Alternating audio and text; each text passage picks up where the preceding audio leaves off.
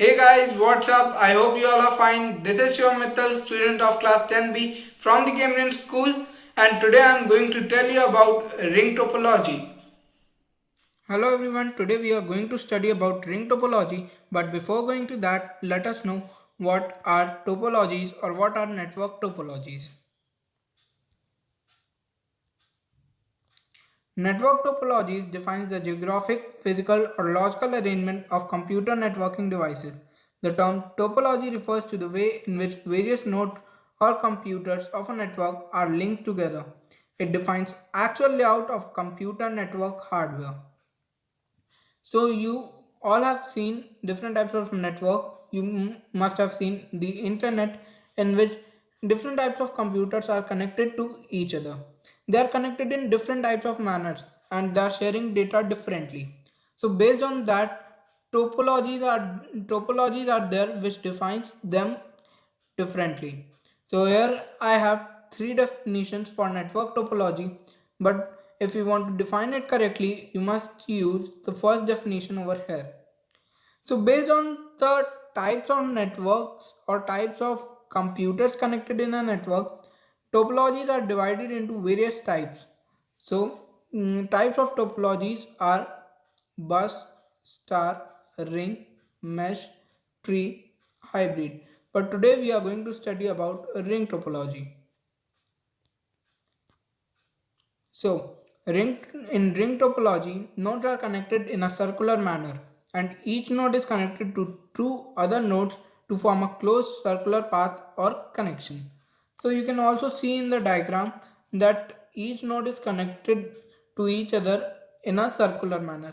So, if you mark it as 1, 2, 3, 4, and 5, then we can see that node number 1 is connected to 2 and 5, 2 is connected to 1 and 3, 3 is connected to 2 and 4, and 4 is connected to 3 and 5, 5 is connected to 4 and 1 directly. Why I am saying directly?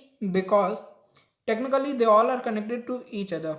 But when we talk about direct connection between the nodes, then first computer is directly connected to 2 and 5, and they are connected in a manner so that they can form a circular ring.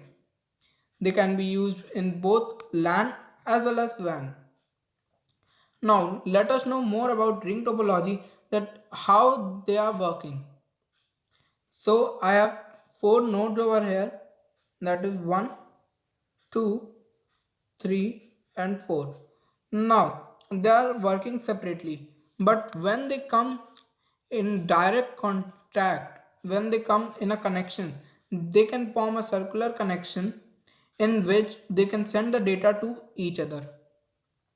Now we can also see the transmission of data in this network. So the data which is to be transferred in this network travels every intermediate node.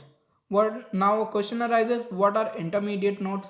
So intermediate nodes are those computers which are coming in the path of the data.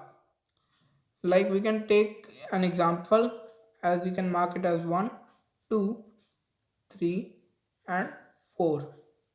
Now, if node number 1 has to send the data to node number 3, so you must be thinking that it can send it directly, but in this topology, it cannot send it directly. Firstly, it has to send to node number 2 or node number 4. Then they can forward it to node number 3 as they are connected in ring topology. So here I am talking about bidirectional ring topology. They are also categorized as bidirectional and unidirectional. As in unidirectional ring topology, data travels in only one direction. But in bidirectional topology, data can travel in both the direction. That is, it can travel through anti-clockwise direction also as well as clockwise direction also. So if one has to send to 2 and 4, it can send it easily. But if one has node number 1 has to send the data to node number 3, it will take the help of node number 2 or node number 4. So it takes a lot of time also. This is how the data is transferred in these nodes. In in these topology, in ring topology. It can travel in both the direction or it can travel in one direction also. So now the last thing which we have to study about ring topology is that its advantages and its disadvantages. Firstly, we are moving on to the advantages. The first and foremost advantage of ring topology is that a server is not needed.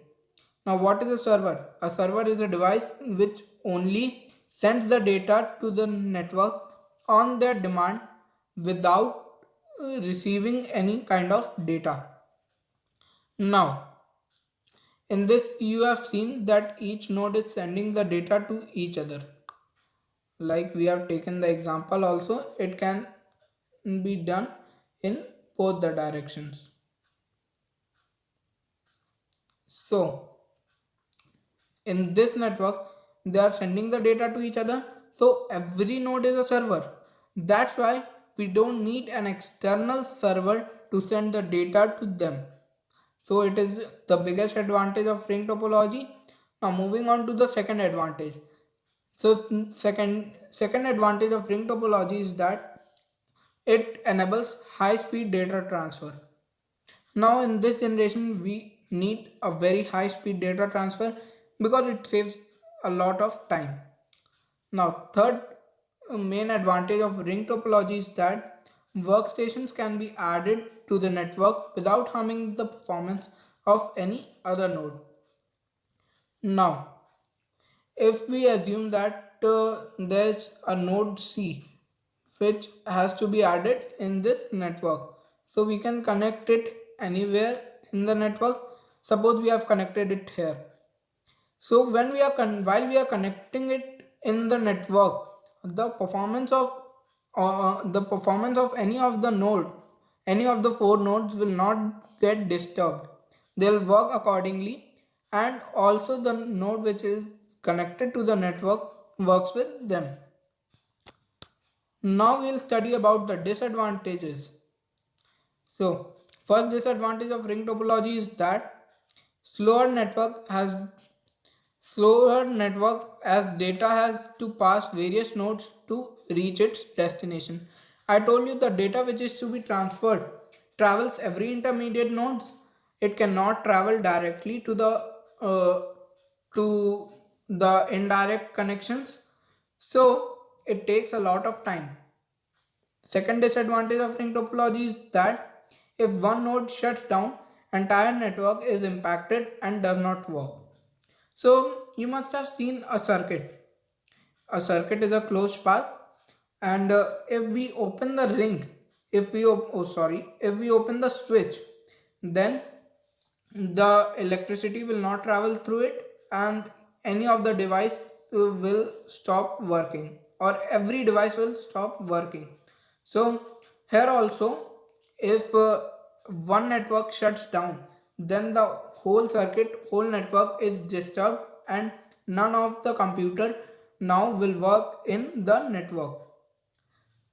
Third disadvantage of ring topology is that it is much expensive, as it does not uses ethernet cables. It uses other types of cables which enables it for high speed data transfer. So those cables are expensive, so the whole network is expensive. So these are the topics that I have covered it in ring topology. I hope you all can understand it. Thank you for your time.